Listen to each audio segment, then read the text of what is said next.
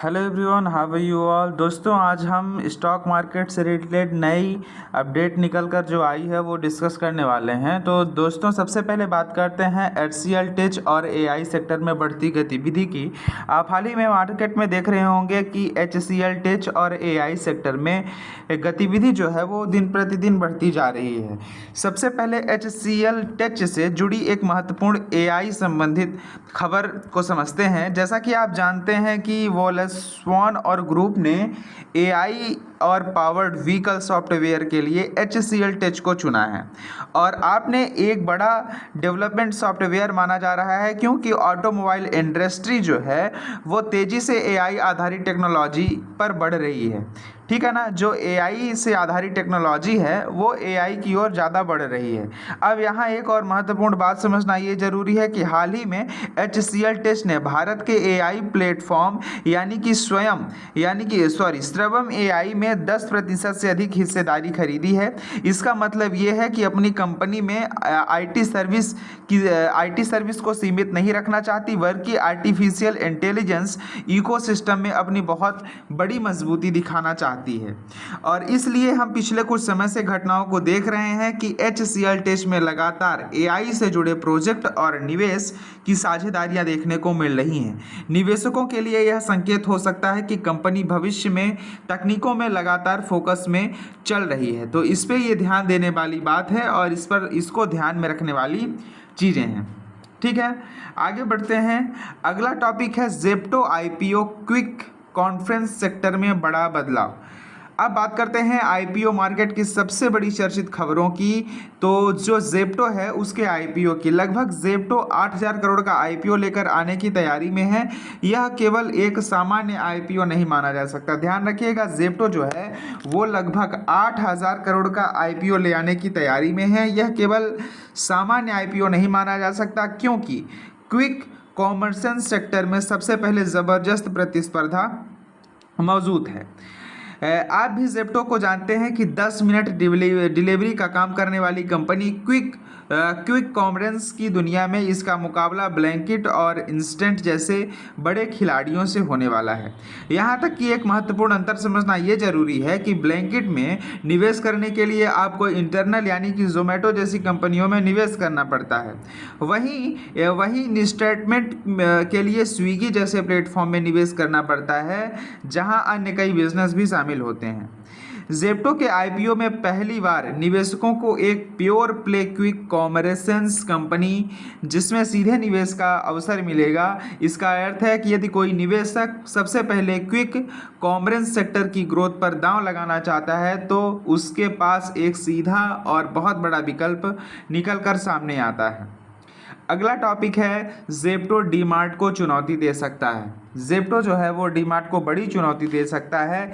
इसमें यह चर्चा है कि इस चर्चा को थोड़ी गहराई से समझते हैं कि ज़ेप्टो के नेतृत्व की ओर सबसे पहले बयान दिया गया है कि आने वाले 10 से 24 महीनों में ज़ेप्टो डीमार्ट से भी बड़ा बन सकता है। यह दावा कितना बड़ा साबित होगा यह भविष्य तय करेगा, लेकिन यहाँ बिजनेस मॉडल को समझना बहुत ज़रूरी है। डीमार्ट ऑफलाइन रिटेल मॉडल पर काम करता है, जबकि ज़ेप्टो ऑनलाइन मॉडल पर, और दोनों कंपनियां मुख्य रूप से तैयार उत्पादों को ग्राहक तक पहुंचाने का काम करती हैं। इसी के साथ आगे बढ़ते हैं। आज के समय में डिजिटलाइजेशन बहुत तेज़ी से बढ़ रहा है। जो बिजनेस ऑनलाइन प्लेटफॉर्म पर सफलतापूर्वक शिफ्ट हो जाते हैं उन्हें अक्सर तेज़ी से ग्रोथ मिलती है। इसी वजह से क्विक कॉमर्स कंपनियां जैसे कि स्तर पर कैश बर्न करती हैं ताकि ज़्यादा से ज़्यादा ग्राहकों को ज़्यादा बाजार में हिस्सेदारी और कब्जेदारी मिल सके। इसलिए ज़ेप्टो का आईपीओ केवल एक नई लिस्टिंग नहीं होगा, बल्कि रिटेल जैसे क्विक कॉमर्स सेक्टर के बीच प्रतिस्पर्धा को भी नए स्तर पर ले जा सकता है। अगला टॉपिक पर बात करते हैं एनएससी आईपीओ। एनएससी का जो आईपीओ है वो भारत का सबसे बड़ा आईपीओ होने वाला है। अब बात करते हैं एनएससी यानी कि नेशनल स्टॉक एक्सचेंज का आईपीओ। आप जानते होंगे एनएससी एक स्टॉक एक्सचेंज है, जिसका फुल फॉर्म है नेशनल स्टॉक एक्सचेंज। एनएससी के आईपीओ को लेकर प्रगति देखने को मिली है। ड्राफ्ट पेपर तैयार हो चुके हैं और इसे भारत के सबसे बड़े आईपीओ में से एक माना जा सकता है। जानकारी के अनुसार यह मुख्य रूप से ओएफएस यानी कि ऑफर फॉर सेल आधारित आईपीओ हो सकता है। इसका मतलब यह है कि मौजूदा निवेशक अपनी हिस्सेदारी का कुछ भाग बेच सकते हैं। और कई निवेशकों के मन में यह सवाल है कि यदि एनएससी लिस्ट हो जाता है तो सेबी का बिजनेस प्रभावित होगा। इसका उत्तर है ये ज़रूरी नहीं है। बीएसई और एनएससी के बीच प्रतिस्पर्धा पहले से मौजूद है। एनएससी का आईपीओ केवल उसे स्टॉक मार्केट में लिस्टेड कंपनी का दर्जा देगा। और इसी के साथ आगे बात करते हैं। तो पहले यदि किसी निवेशक को एक्सचेंज बिजनेस में निवेश करना होता था तो उसके पास केवल बीएसई का विकल्प होता था। अब वही चीज़ बदल जाएगी और एनएससी भी उपलब्ध होगा, इसलिए निवेशकों के पास अतिरिक्त विकल्प जुड़ जाएंगे। लेकिन इसका अर्थ ये नहीं है कि एक एक्सचेंज का अस्तित्व समाप्त हो जाएगा। दोनों मार्केट और दोनों बाजार में बने रहेंगे। अगले टॉपिक पर बात करते हैं रिलायंस, एजीएम और जियो के आईपीओ पर सबकी नज़र होने वाली है।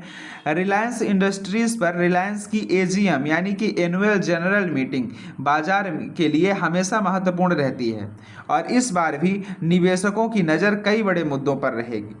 एआई स्ट्रेटजी क्या होगी, ग्रीन एनर्जी को लेकर कंपनी का अगला कदम क्या होगा और सबसे महत्वपूर्ण सवाल, जियो आईपीओ कब आएगा।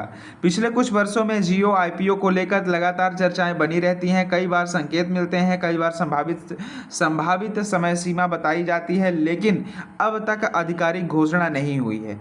इसलिए निवेशकों को सबसे बड़ी उत्सुकता इसी बात को लेकर रहती है कि क्या इस बार मुकेश अंबानी जियो आईपीओ पर कोई स्पष्ट घोषणा करेंगे या नहीं। यदि कोई ठोस अपडेट सामने आता है तो रिलायंस के शेयरों के लिए एक महत्वपूर्ण ट्रिगर साबित हो सकता है। अगला बात करते हैं टॉपिक नंबर 6, HFCL और RVNL को मिले बड़े ऑर्डर। HFCL की जो कंपनी है और RVNL को बड़े ऑर्डर मिल चुके हैं।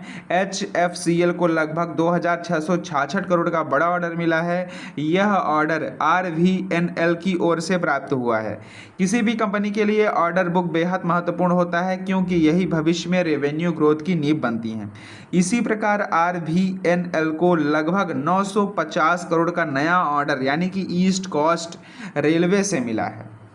जितने अधिक ऑर्डर किसी कंपनी को मिलते हैं उतनी ही मजबूत उसकी भविष्य और आय की बेसिकली संभावना बढ़ जाती है। इसलिए निवेशकों में अक्सर ऑर्डर बुक अपडेट किए जा सकते हैं। वेरी रिवेन्यूएबल का बड़ा एक्विजिशन। वेरी रिवेन्यूएबल ने लगभग 1225 करोड़ के एसोसिएट पावर स्ट्रक्चर में 55% की हिस्सेदारी खरीदी है। जब कोई कंपनी किसी दूसरे कंपनी में 50% से अधिक हिस्सेदारी खरीद लेती है तो वह कंपनी उसकी सब्सिडी बन जाती है।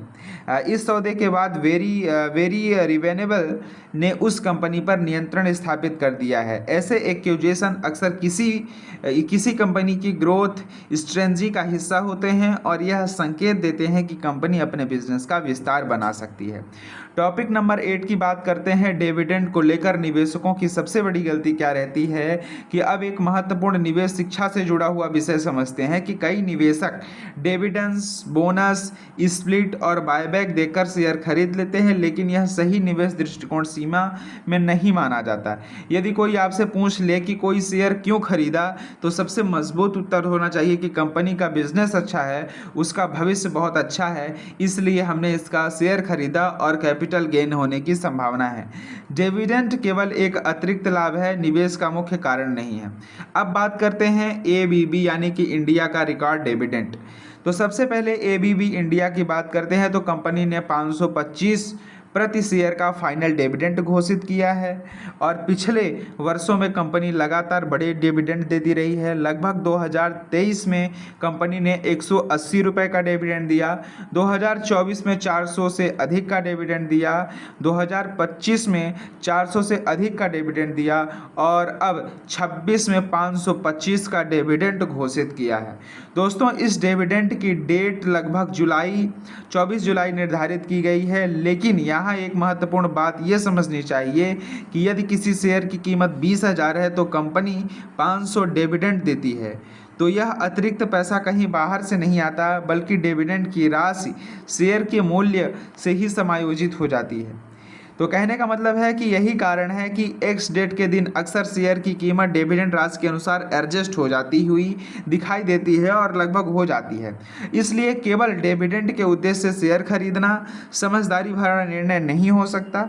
एक सफल निवेशक का मुख्य फोकस हमेशा मजबूत बिजनेस और भविष्य की ग्रोथ और लंबे समय में वेल्थ क्रिएशन पर होना चाहिए।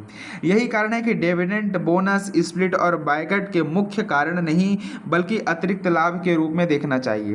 दोस्तों, वीडियो कैसी लगी? हर रोज न्यू अपडेट स्टॉक मार्केट से रिलेटेड नई नई चीज़ें और नई नई अपडेट, नई कंपनी की लिस्टिंग, IPO, सब चीज़ों से जुड़ी जानकारी के लिए सब्सक्राइब ज़रूर करें। मिलते हैं अगली वीडियो में।